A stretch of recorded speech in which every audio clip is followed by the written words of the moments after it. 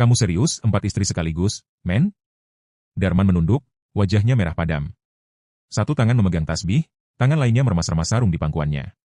Di seberangnya, wartawan dari stasiun televisi Ara menatapnya takjub, seperti tak percaya lelaki berkulit gelap dari pelosok Madura ini adalah tokoh yang sedang viral di seluruh Timur Tengah. Satu dari Indonesia, satu janda bangsawan, satu mantan istri majikan, dan yang terakhir anak duta besar. Darman mengangguk pelan. Saya juga nggak ngerti kenapa bisa begini. Dulu saya cuma tukang rawat unta. Kamera terus merekam. Ribuan pasang mata menonton dari balik layar. Tapi pikiran Darman justru terbang jauh ke masa lalu, ke hari di mana semua ini dimulai. Hari saat ia masih seorang lelaki miskin, duduk di beranda rumah reot, memandangi kaki langit sambil bertanya. Ya Allah, benarkah nasib bisa berubah secepat ini? Namanya Darman. Lahir di desa kecil di Madura, anak kedua dari 5 bersaudara. Tamat SMP, langsung bekerja. Hidupnya seperti air genangan, tenang, tapi tak kemana-mana. Ayahnya sudah meninggal, ibunya mengandalkan tenaganya. Tak ada masa muda, tak ada impian besar. Hanya kerja, kerja, dan kerja. Sampai suatu hari, datang tawaran dari Pak Suro. Agen tenaga kerja yang dikenal luas di pelosok Madura. Tubuhnya tambun, rambutnya klimis disisir ke belakang, dan mulutnya pandai menebar janji. Ia duduk di beranda rumah Darman sambil mengisap rokok linting, menawarkan sesuatu yang terdengar seperti jalan keluar. Kerja ringan, men. Cuma rawat unta. Di Arab. Majikan orang baik, kaya, asal kerjamu benar, hidupmu akan berubah. Gaji jangan tanya. 5 juta sebulan, belum termasuk bonus. Darman tidak langsung percaya, tapi godaan itu terlalu manis untuk diabaikan. Dalam 2 malam ia tidak bisa tidur. Ia membayangkan dirinya mengirim uang ke ibu setiap bulan, membelikan adiknya sepeda motor bekas, membangun rumah dari batu, dan siapa tahu, membuka warung sendiri nanti. Akhirnya, dengan modal nekat, paspor baru yang dibantu Pak Suro buatkan secara kilat, dan doa restu ibunya yang diucapkan sambil memeluknya erat-erat di pelabuhan, Darman naik kapal menuju Jakarta, lalu naik pesawat untuk pertama kalinya dalam hidupnya menuju Timur Tengah. Langit bandara penuh suara asing. Cuaca kering membakar kulit. Tapi Darman tak gentar. Di tangannya, ada tiket satu arah, bukan sekadar menuju Arab Saudi, tapi menuju takdir baru yang belum pernah ia bayangkan sebelumnya. Apa ia tahu kalau yang menantinya bukan cuma unta, tapi juga cinta, kekuasaan, dan 4 perempuan yang akan memanggilnya suami? Hari pertama Darman menginjakan kaki di kompleks rumah milik Syekh Abdul Aziz Al-Hamidi, ia sempat mengira dirinya salah tempat. Ini bukan rumah biasa, ini istana. Dindingnya menjulang tinggi, terbuat dari batu kapur padat khas Arab yang memantulkan cahaya matahari gurun seperti cermin alam. Pintu gerbangnya dihiasi ukiran kaligrafi emas, dan halaman luasnya dipenuhi tanaman kurma serta kolam air mancur bundar yang terus mengalir meski udara begitu kering. Ini tempat rawat unta, gumam Darman tak percaya, menggenggam erat tas kain berisi 2 setel baju lusuhnya. Namun, itulah kenyataan. Di balik bangunan megah ini, tersimpan kandang-kandang megah pula, bukan kandang kumuh seperti yang ia bayangkan.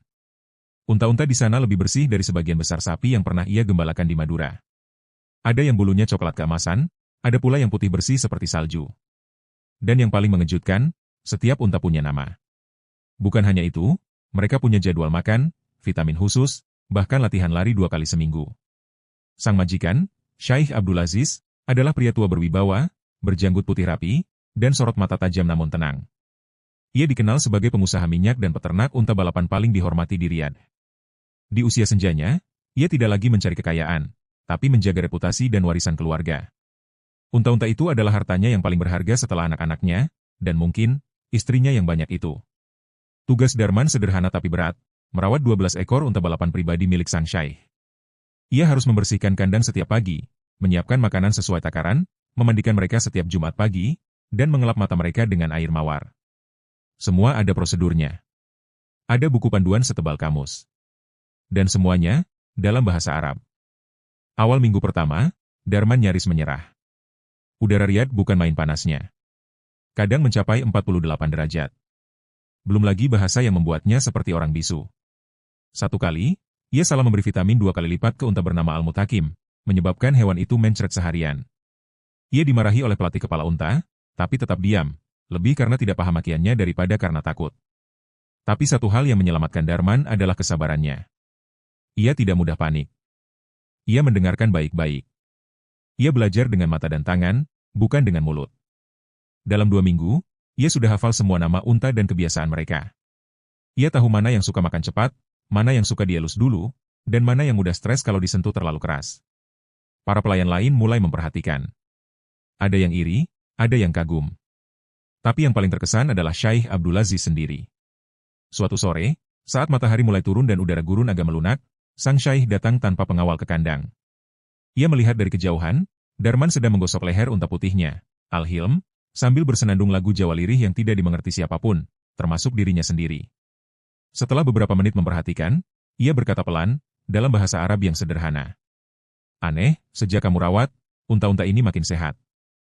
Lebih jinak. Lebih tenang. Kamu bukan orang biasa. Darman tidak paham sepenuhnya. Ia hanya menangkap kata sehat dan bukan orang biasa. Tapi ia membalas dengan senyum sopan, dan kalimat dalam bahasa Indonesia yang membuat sang Syaikh semakin penasaran. Saya cuma kerja pakai hati, Tuan. Hari-hari berlalu, dan hubungan mereka perlahan berkembang. Sang Syaikh mulai mengajak Darman makan siang di bagian belakang istana. Awalnya hanya seminggu sekali, lalu jadi 2 kali, lalu hampir tiap hari. Ia suka mendengar cerita Darman soal kampung halamannya, tentang sapi, sawah, dan laut. Darman bercerita seadanya, polos, jujur, dan seringkali konyol. Tapi justru itulah yang membuat Syaikh Abdulaziz tertawa, sesuatu yang, menurut pelayan lain, jarang sekali terjadi. Darman juga mulai diajari bahasa Arab oleh salah satu istri sang Syaikh, seorang perempuan asal Indonesia bernama Aliyah, tapi itu akan menjadi bab yang berbeda.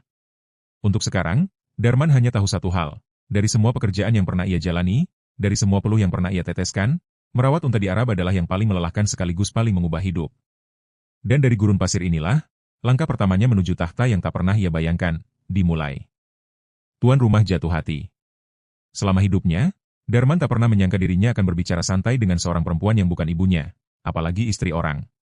Tapi hari itu, di taman belakang Istana Al-Hamidi, seorang perempuan duduk di bangku rotan, mengenakan gamis putih sederhana, dengan mata yang memandang Darman lebih lama dari seharusnya. Namanya Siti Aliyah binti Umar. Usianya 24 tahun, 2 tahun lebih muda dari Darman. Ia perempuan asal Bandung yang dinikahi oleh Syaikh Abdulaziz saat berusia 19 tahun, saat orang tuanya sedang terlilit utang dan memerlukan pertolongan cepat. Pernikahan itu menyelamatkan keluarga Aliyah, tapi juga mengurungnya dalam kehidupan megah yang sepi dan dingin. Darman pertama kali melihat Aliyah saat sedang menyiram pasir di depan kandang unta, tugas yang sebenarnya absurd tapi disuruh demi menjaga kelembaban jalur lari unta. Saat itu, Aliyah berdiri di balkon lantai 2, menatapnya lama. Ia tak berkata apa-apa. Hanya memperhatikan. Dan Darman, yang merasa diperhatikan, hanya menunduk kikuk sambil pura-pura sibuk mengangkat selang air. Beberapa hari kemudian, Aliyah datang sendiri ke kandang, membawa termos teh hangat dan sekotak roti isi kurma. Mas Darman ya, sapanya dengan logat Sunda yang halus. Saya Aliyah. Dengar-dengar kamu dari Indonesia juga? Darman mengangguk, canggung. Iya. Madura, Bu? Jangan panggil saya, Bu, saya bukan guru. Panggil Aliyah saja. Darman hanya bisa tersenyum. Dalam hatinya, bergejolak badai. Apa ini jebakan? Kenapa istri majikan datang sendiri? Tapi hari demi hari, Aliyah datang lagi. Kadang hanya membawa air kelapa, kadang cemilan dari dapur pribadi istana. Kadang tidak membawa apa-apa, hanya duduk di bangku dekat kandang sambil bercerita. Saya di sini 5 tahun, Mas. Belum pernah punya teman ngobrol sebetah ini. Mereka mulai membicarakan hal-hal kecil, makanan Indonesia yang dirindukan, film-film sinetron yang dulu ditonton, sampai mimpi-mimpi yang pernah dikubur karena kenyataan terlalu pahit. Darman mendengarkan. Ia tak banyak bicara, hanya mengangguk, tersenyum, dan kadang tertawa. Tapi justru sikap itulah yang membuat Aliyah nyaman. Di istana itu, semua orang tunduk. Semua orang takut salah bicara. Tapi Darman, hanya jadi dirinya sendiri. Hingga pada suatu malam, ketika angin gurun mulai mendingin dan bulan mengintip malu-malu di langit Riyadh, Darman dipanggil menghadap ke ruang pribadi sang Syaikh. Biasanya, jika dipanggil ke ruangan itu, berarti ada masalah besar. Darman datang dengan dada berdebar, menyiapkan diri untuk dimarahi, mungkin karena terlalu dekat dengan Aliyah, mungkin karena melanggar batas tak tertulis dalam istana Arab, jangan pernah terlalu dekat dengan perempuan majikan. Namun malam itu berbeda. Syaikh Abdulaziz duduk tenang di kursi kayu ukir, mengenakan jubah tidur dan serban tipis. Di meja depannya ada secangkir kopi pahit dan setumpuk kertas tua. Duduklah, Darman. Darman menunduk dalam dan duduk. Tangannya gemetar. Aku sudah tua, dan aku bukan lelaki bodoh yang tak bisa membaca keadaan. Aku tahu Aliyah menyukai kamu. Jantung Darman seperti diremas. Dan aku tahu kamu juga menyimpan rasa. Darman menggeleng cepat. Saya tidak berani, Tuan. Tidak. Demi Allah, saya. Tenang, potong Syaikh Abdulaziz. Kamu membuatnya tertawa. Aku belum pernah lihat Aliyah tertawa seperti itu selama bertahun-tahun. Bahkan saat aku memberikan kalung berlian padanya, dia hanya tersenyum kaku. Tapi denganmu, dia jadi manusia. Darman terdiam. Keringat dingin mengalir dari pelipisnya. Aku tidak akan lama lagi di dunia ini, Darman, lanjut sang Syaikh. Kesehatanku menurun. Dokter sudah bilang. Aku ingin Aliyah dijaga, diperlakukan seperti wanita, bukan koleksi dalam istana. Aku ingin kamu menikahinya. Darman nyaris terjatuh dari kursinya. Menikahi Aliyah? Istri majikannya? Ini seperti kisah dongeng, atau mimpi yang tidak masuk akal. Ia hanya perawat unta. Lelaki kampung. Buta huruf Arab. Tak punya harta. Tak punya keturunan bangsawan. Tapi Syaikh Abdulaziz bukan lelaki biasa. Ia bukan hanya memberi izin, ia memberi restu. Bahkan, menawarkan mahar dan pesta kecil jika Darman menerima. Malam itu, Darman tidak tidur. Ia berjalan mengelilingi kandang unta, bicara pelan dengan Al-Hilm, unta putih favoritnya, seolah mencari jawaban. Kau pikir ini jebakan, Hilm? Atau takdir Tuhan?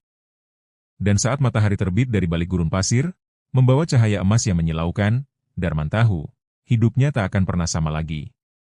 Tapi ia belum tahu, ini baru permulaan. Sebab setelah Aliyah, takdir akan mempertemukannya dengan 3 perempuan lain, dan menjadikannya raja di negeri pasir. Suami dari para janda bangsawan. Darman berdiri di depan cermin besar berbingkai emas, mengenakan jubah putih bersih dan peci hias bordir perak. Di luar kamar, suara rebana dan selawat menggema, diselingi gumaman para tamu undangan. Perutnya mula seperti diremas. Jantungnya berdetak lebih cepat dari biasanya. Ia, anak kampung dari Madura, sebentar lagi akan menikahi istri majikannya sendiri, di istana majikannya, dengan restu dari sang majikan. Syaikh Abdulaziz sendiri yang menjadi wali nikah. Tak ada tamu besar, hanya keluarga inti, beberapa pembantu senior, dan 2 orang teman dekat Syaikh yang sudah seperti saudara. Aliyah masuk dengan gaun putih sederhana, wajahnya ditutupi kerudung tipis, tapi senyumnya tembus ke dalam dada Darman. Saat ijab kabul dilafalkan, dunia seakan hening. Semua suara lenyap, kecuali satu, detak jantung Darman yang menggema seperti beduk dalam dada. Sah, kata para saksi. Serentak. Tegas. Dan begitu cincin sederhana disematkan ke jari manis Aliyah, hidup Darman resmi berubah selamanya. Namun, pernikahan bukan akhir. Itu justru awal dari babak baru yang jauh lebih rumit. Kehidupan baru, masalah baru. 3 hari setelah pernikahan, Darman pindah ke pavilion kecil di sebelah barat kompleks istana. Bukan karena terusir, justru karena diberi kehormatan. Itu bagian khusus bagi keluarga dalam rumah. Ia tetap bekerja merawat unta, tapi kini ia juga memikul beban, menjadi suami seorang wanita istana. Hari-hari pertama berjalan manis. Aliyah bahagia, banyak tersenyum, sering membuatkan teh rempah atau mengajari Darman menulis Arab dasar. Tapi semakin lama, kehidupan di istana mulai memperlihatkan wajah aslinya. Bisik-bisik mulai terdengar. Pelayan lama tak suka melihat Darman naik derajat begitu cepat. Beberapa dari mereka bahkan menyebutnya, si pelayan jadi pangeran. Yang paling terasa adalah dari 2 istri lain Syaikh Abdulaziz. Fatimah, istri kedua, janda bangsawan keturunan Yaman yang pernah mengelola yayasan keluarga. Rania, istri pertama, perempuan Lebanon yang usianya tak jauh dari sang Syaikh, terkenal kaku dan angkuh. Keduanya mulai bersikap dingin. Kadang tak menyapa Darman. Kadang melemparkan sindiran halus kepada Aliyah di meja makan bersama. Dalam budaya istana Arab, meski poligami bukan hal aneh, tapi perbedaan status sosial antara Darman dan mereka membuat posisi Aliyah terjepit. Namun yang tak disangka, badai mulai berubah arah justru ketika Syaikh Abdulaziz jatuh sakit. Sang Syaikh mulai lemah. Tidak bisa berdiri lama, mudah lelah, dan sering batuk hingga berdarah. Dokter menyarankan agar ia istirahat total dan mulai memikirkan soal warisan dan kepemimpinan rumah tangga. Dalam pertemuan rahasia, ia memanggil seluruh anggota keluarga, termasuk ketiga istrinya, dan Darman. Aku sudah bicara dengan pengacara. Paviliun Barat akan jadi milik Aliyah dan suaminya. Semua terdiam. Bahkan udara seolah membeku. Rania mendengus pelan. Fatimah menunduk, matanya menyala. Tapi yang lebih mengejutkan adalah kalimat berikutnya. Dan, aku akan mengamanahkan peternakan balapan unta padamu, Darman. Kamu yang paling aku percaya. Darman tidak percaya telinganya. Tapi ini kenyataan. Ia, yang dulu hanya memandikan unta dan membersihkan kotorannya, kini menjadi kepala pengelola bisnis utama Syekh. Itu membuat semua semakin rumit. Rania dan Fatimah, dua dunia yang retak.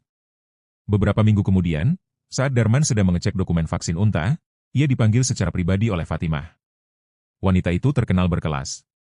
Bicaranya halus tapi tajam. Saat Darman masuk ke ruang duduknya, aroma gaharu dan melati langsung menyergap hidungnya. Duduk, Darman, katanya, menatap langsung ke matanya. Aku tidak suka kamu.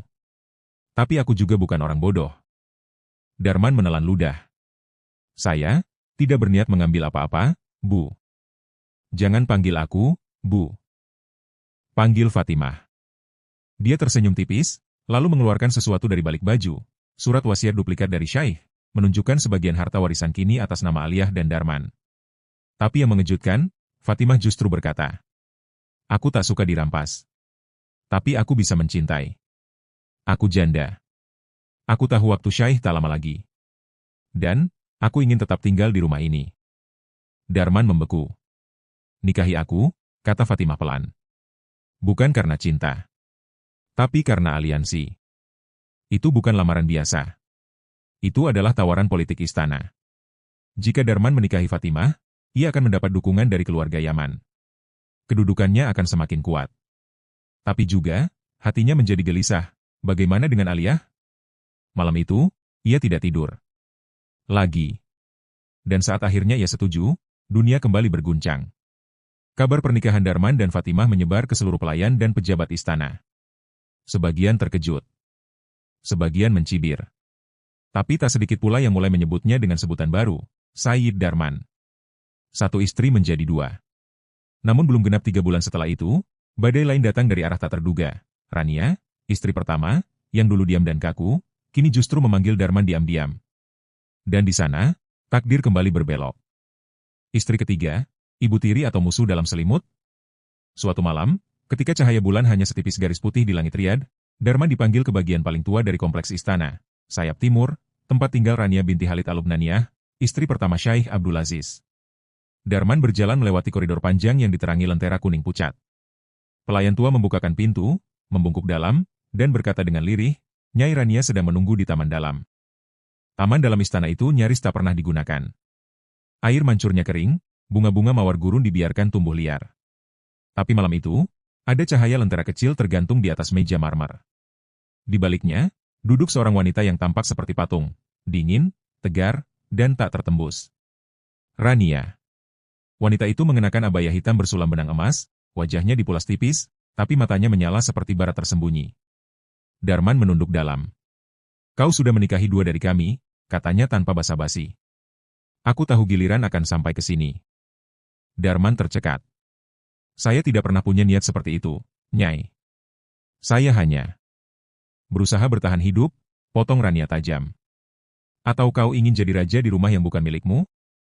Ucapan itu seperti cambuk. Tapi Darman menatapnya dengan tenang. Saya cuma ingin menjalankan amanat Tuan Syekh. Tidak lebih. Rania memandangi Darman lama, seakan menilai isi jiwanya. Duduk. Ia menuruti. Kau tahu siapa aku, Darman? Aku bukan wanita sembarangan. Aku berasal dari keluarga penguasa Beirut. Kakekku pemilik pelabuhan, pamanku mantan duta besar. Saat aku menikah dengan Abdul Aziz, semua orang menyangka aku gila, meninggalkan Beirut yang hidup untuk tinggal di gurun ini. Ia menyesap teh pelan. Tapi aku melakukannya, karena aku mencintainya. Dan dia, mencintaiku. Kami punya 2 anak, 2 putri. Tapi keduanya meninggal kecil. Aku tak bisa punya anak lagi. Setelah itu, aku hanya istri simbolik. Sebuah lambang status. Darman terdiam.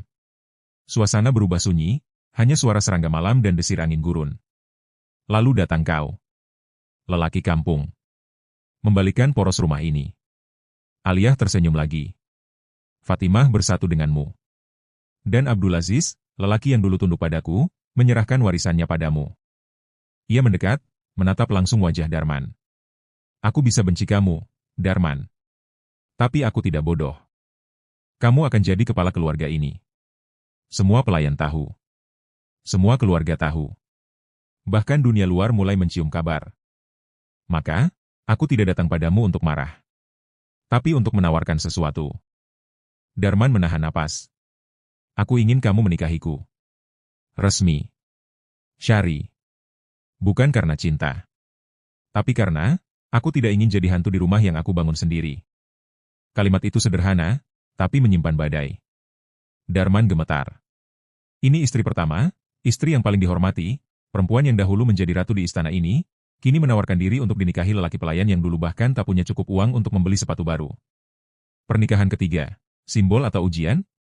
3 minggu kemudian, pernikahan Darman dan Rania berlangsung sederhana. Tanpa pesta. Tanpa musik. Hanya dihadiri beberapa saksi dan seorang kadhi lokal. Berbeda dengan 2 pernikahan sebelumnya, kali ini Aliyah tidak tersenyum. Fatimah bahkan menolak hadir. Di malam pertama sebagai suami 3 istri, Darman hanya duduk diam di ruang tengah paviliun barat, memandangi meja teh yang penuh tapi terasa kosong. Aliyah duduk di hadapannya, memeluk lutut. Mas Darman, bisiknya, kalau saya pergi, Mas akan cari lagi yang keempat? Jangan bilang gitu, ya.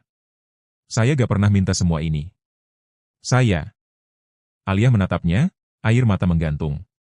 Mas terlalu baik. Dunia gak suka orang baik yang terlalu cepat naik.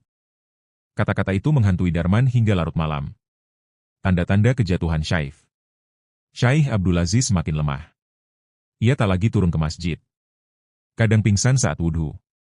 Dokter dari Dubai dan Bahrain dipanggil, tapi semua berkata hal yang sama, waktu tinggal sedikit. Dalam kondisi itu, rumah besar Al-Hamidi berubah menjadi medan sunyi berisi ketegangan tak terlihat. Para pelayan membentuk kubu-kubu. Beberapa mulai setia pada Darman. Beberapa masih mengabdi pada garis lamarannya. Sisanya menunggu, siapa yang akan menang. Dan di tengah situasi itu, datanglah kejutan terakhir yang benar-benar di luar nalar. Seorang wanita baru datang dari Maroko. Tinggi semampai, berhidung mancung, dan mengenakan pakaian khas Sufi. Ia mengaku sebagai istri keempat Abdulaziz, yang dinikahi secara rahasia ketika sang syaikh berkunjung ke Fez 8 tahun lalu. Namanya Zahra Al-Marrakusyah. Ia membawa akta nikah, surat warisan, dan 1 anak perempuan kecil berusia 7 tahun, mengaku darah daging sang syaikh. Dan dalam surat wasiat terakhir yang ditulis dengan tangan gemetar oleh Abdulaziz, 1 kalimat mengguncang seluruh isi rumah. Jika aku tiada, semua istri dan anakku berada di bawah perlindungan dan kepemimpinan Darman bin Leman. Anak Syaikh, darah baru dan ancaman nyata. Langit Riyadh memerah seperti terbakar saat jenazah Syaikh Abdulaziz Al-Hamidi dibawa ke pemakaman keluarga. Semua istri berdiri diam dalam pakaian berkabung hitam, menunduk di bawah payung emas yang dibawa pelayan khusus. Darman berdiri di depan, mengenakan gamis putih dan sorban hitam, mewakili keluarga besar, meski ia bukan darah, tapi kini dianggap kepala rumah Al-Hamidi. Tapi dari semua mata yang mengarah ke jenazah, hanya 1 pasang mata kecil yang tidak menunduk. Aminah, anak perempuan dari istri keempat rahasia, Zahra. Bocah itu memandangi Darman tanpa berkedip. Di matanya ada pertanyaan, dan mungkin, penghakiman. Wasiat yang membakar. 3 hari setelah pemakaman, seluruh keluarga dan penasihat hukum duduk di ruang warisan. Ruangan megah penuh ukiran dan lemari emas berisi dokumen penting. Notaris tua membuka surat warisan terakhir Syaikh Abdulaziz. Ia membaca perlahan, dengan suara bergetar, sambil memandangi wajah-wajah tegang yang mengelilinginya. Segala harta bergerak dan tak bergerak, termasuk tanah, peternakan unta balapan, villa di Jeddah, serta 40% saham di perusahaan logistik Al-Hamidi Express, akan dibagi sesuai hukum syariah. Semua mengangguk. Tapi lanjutannya membuat jantung Darman berhenti sejenak. Namun kepemimpinan rumah dan tanggung jawab menjaga para istri serta anakku, termasuk Aminah binti Zahra, kuserahkan kepada Darman bin Leman, yang telah kuanggap sebagai anakku sendiri. Hening. Detik demi detik terasa seperti palu godam di dada. Zahra menggenggam tangan Aminah erat. Fatimah menunduk, tersenyum pahit. Rania tidak berkedip. Aliyah, justru berdiri dan pergi dari ruangan. Aliyah, retakan di surga. Malam itu, Darman mengetuk kamar Aliyah. Lama. Tak ada jawaban. Akhirnya, ia buka perlahan. Aliyah duduk di atas sajadah, menghadap kiblat, mata sembab, pipinya basah. Tapi bukan itu yang mengejutkan Darman, di depannya ada koper besar, sudah setengah terisi. Kamu mau kemana? Aliyah menoleh pelan. Aku bukan siapa-siapa lagi di rumah ini. Aku cuma istri ketiga. Sekarang kamu pemimpin. Kamu punya anak perempuan yang harus kamu lindungi. Kamu punya 3 istri lain. Aku, hanya masa lalu. Jangan ngomong gitu. Kamu yang pertama buat saya ngerasa hidup di negeri ini. Tanpa kamu, saya gak jadi apa-apa, ya? Dan sekarang kamu jadi segalanya, tanpa aku. Darman menghampiri, duduk di lantai, menggenggam tangannya. Dengar ya, kalau kamu pergi, rumah ini runtuh. Aliyah terisak, lalu akhirnya menumpahkan tangis di bahunya. Malam itu mereka tidak bicara banyak. Hanya diam, hanya menangis bersama. Tapi itu malam yang menentukan, Aliyah tidak pergi. Ia tetap tinggal, tapi hatinya telah berubah. Ada dinding yang tidak lagi bisa ditembus. Zahra, perempuan dari utara yang membawa badai. Zahra Al-Marakusyah tidak seperti ketiga istri lainnya. Ia bukan perempuan lembut. Ia bukan wanita yang mencari perlindungan. Ia adalah perempuan dengan agenda. Sejak masuk ke istana, ia mulai memanggil pelayan-pelayan lama yang dulu dekat dengan Syekh. Ia menanyakan dokumen, harta, kepemilikan tanah di Maroko, bahkan memanggil pengacara keluarga. Suatu hari, Fatimah mendatangi Darman dengan wajah tegang. Zahra tidak hanya datang untuk mengamankan hak anaknya. Dia datang untuk mengambil kembali tahta yang dia anggap miliknya. Darman menggeleng. Dia cuma ibu. Dia khawatir soal masa depan Aminah. Fatimah mencibir. Kamu masih polos. Zahra bukan cuma ibu. Dia juga sepupu salah satu menteri di Marrakesh. Dia punya koneksi. Dia bukan hanya ingin tempat. Dia ingin kekuasaan. Dan benar saja, seminggu kemudian, Zahra mengajukan petisi ke Pengadilan Syariah Riyadh, mempertanyakan legalitas Darman sebagai wali tunggal atas rumah warisan Syekh Abdul Aziz. Ia mengklaim bahwa seorang bukan darah Arab tidak layak memegang kekuasaan atas keluarga bangsawan. Ini bukan hanya gugatan biasa. Ini adalah perang terbuka. Puncak konflik, fitnah dan kudeta. Tak lama setelah gugatan itu, sebuah kejadian misterius mengguncang seluruh rumah. Dokumen asli warisan Syekh Abdul Aziz hilang. Lemari besi dibobol, sidik jari dihapus, kamera pengawas mati selama 2 jam. Pelayan tertua, Hamzah, ditemukan tak sadarkan diri di taman belakang. Ada bekas suntikan bius di lehernya. Zahra? Ia pura-pura terkejut, tapi tak ada air mata. Ia hanya berkata, tampaknya rumah ini sudah mulai membusuk dari dalam. Mungkin, perlu tangan baru untuk membersihkannya. Di ambang kehancuran atau kebangkitan? Di ujung malam, Darman berdiri di balkon paviliun barat, memandang kota Riyadh yang berkilau. Di tangannya, secarik surat dari pengacara baru. Jika pengadilan menerima gugatan Zahra, maka seluruh kendali rumah tangga, aset, dan hak wali atas Aminah akan dicabut dari Anda, Darman bin Leman. Ia menggenggam surat itu erat. Di belakangnya, 3 perempuan duduk diam di ruang tamu. Fatimah yang mulai meragu, Aliyah yang terluka, dan Rania yang mulai menimbang ulang kepercayaannya. Dan Zahra? Ia duduk di kamarnya, membacakan dongeng dalam bahasa Maroko untuk Aminah sambil tersenyum tenang. Di depannya tergantung foto lama, ia dan Abdul Aziz di balkon kota Fez, tahun 2017. Perang telah dimulai. Kudeta dari dalam selimut. Istana Al-Hamidi tampak tenang dari luar. Tapi di dalamnya, udara terasa seperti kaca tipis, bisa pecah kapan saja. Setelah gugatan Zahra mengguncang fondasi warisan, Darman mendapati dirinya berada di medan yang belum pernah ia kenal, politik keluarga bangsawan. Ia bukan lagi sekadar perawat unta atau suami penuh cinta. Kini ia harus jadi negosiator, pemimpin, dan, mungkin, pejuang. Perempuan-perempuan di tepi perang. Malam itu, Darman memanggil ketiga istrinya yang masih tinggal bersamanya ke ruang duduk utama. Ia ingin bicara terbuka. Fatimah datang pertama, mengenakan jubah biru gelap, wajahnya cemas. Rania muncul dengan tenang, membawa buku catatan kecil, tanda bahwa ia datang bukan hanya sebagai istri, tapi sebagai penasihat. Aliyah, datang terakhir. Diam. Tapi matanya tak bisa menyembunyikan kecewa dan luka yang belum sembuh. Saya minta maaf. Semua ini makin rumit. Tapi saya gak bisa jalan sendiri. Saya butuh kalian. Kalau kita pecah, Zahra bisa ambil alih semuanya. Rania membuka catatannya. Saya sudah pelajari arsip keluarga. Surat Zahra legal, tapi tidak mencabut kekuatan wasiat terakhir dari Syaikh, selama kita bisa buktikan bahwa kamu memang menjalankan peran wali dengan baik, dan bahwa Zahra punya motivasi politis. Fatimah menambahkan, dia sudah mulai cari simpati dari sepupu-sepupu bangsawan dan menyebar rumor bahwa kamu hanya buruh yang tidur dengan para janda kaya. Darman tertunduk. Tapi Aliyah akhirnya bicara. Kalau Mas masih sayang sama kami, jangan cuma hadapi ini dengan kepala. Hadapi juga dengan hati. Kita bukan cuma rumah tangga, Mas. Kita ini keluarga, kalau masih bisa disebut begitu. Manuver Zahra, senyum dan pedang. Hari-hari berikutnya, Zahra semakin aktif. Ia mulai mengundang tamu dari KBRI Maroko, pengusaha, bahkan media dari Doha. Di hadapan mereka, ia tampil sebagai janda elegan yang hanya ingin keadilan untuk anaknya. Tapi Darman tahu, ini lebih dari itu. Suatu malam, pelayan lama Hamzah, yang sudah pulih, datang dengan napas memburu. Tuan, Zahra menghubungi saudara jauh Pangeran Talal. Katanya, dia bisa bantu dorong pengadilan jika Anda tidak mundur secara sukarela. Darman terdiam lama. Ia tahu, bermain di ranah kekuasaan Saudi artinya bermain api. Pilihannya hanya dua, diam, atau melawan. Ia memutuskan, ia harus melawan. Tapi tidak dengan cara kotor. Ia harus lawan dengan cerita. Dengan kebenaran. Bersama Rania dan Aliyah, Darman merekam video pernyataan resmi. Dalam video itu, ia buka semuanya. Kisah awalnya datang sebagai buruh unta.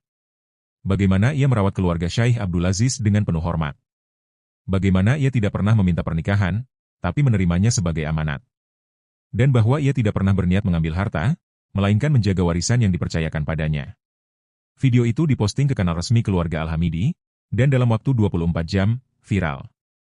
Muncul di TV nasional. Media internasional menyorot. Tagar Darman sang wali trending di X, dulu Twitter. Zahra menyerang balik. Tapi Zahra tidak tinggal diam. Ia menggelar konferensi pers pribadi, di mana ia menunjukkan salinan surat cinta dari Abdulaziz, mengatakan bahwa warisan ini milik darah daging. Bukan orang asing. Apalagi, pria dari negeri jauh yang menikahi semua janda lalu mengaku pahlawan. Sontak, perdebatan memanas. Dunia maya terbelah dua, satu memuja Darman sebagai kisah nyata, Cinderella laki-laki, satu mengecamnya sebagai penjilat licik. Putusan pengadilan dan malam penuh doa. Tanggal 10 bulan berikutnya, Pengadilan Syariah menggelar sidang terbuka. Darman datang bersama ketiga istrinya, Aliyah, Fatimah, dan Rania, berdiri di belakangnya seperti benteng. Zahra datang sendiri, tapi ditemani pengacara dari Maroko dan satu pengawal berpakaian resmi. Setelah 5 jam sidang tertutup, hakim membacakan keputusan. Pengadilan mengakui hak Zahra atas bagian warisan, dan hak Aminah sebagai anak sah Syaikh Abdulaziz. Namun, pengadilan juga menyatakan bahwa wasiat terakhir Abdulaziz berlaku, dan menunjuk Darman bin Leman sebagai wali rumah tangga dan penjaga amanah. Dengan syarat, Darman tidak boleh menjual, memindah, atau mengalihkan aset tanpa persetujuan keempat istri dan wali Aminah hingga ia dewasa. Darman sujud syukur di tempat. Zahra? Ia diam. Tapi matanya tajam. Ini belum akhir. Hanya permulaan babak baru. Raja yang tidak mencari tahta. Malam itu, Aliyah menyelinap masuk ke kamar Darman. Ia duduk di sisinya, memegang tangannya. Kamu tahu, Mas, kamu bukan raja karena kamu menang. Tapi karena kamu tetap berdiri saat semua orang ingin kamu jatuh. Darman memeluknya. Tapi dalam hatinya, ia tahu. Pertempuran baru saja dimulai.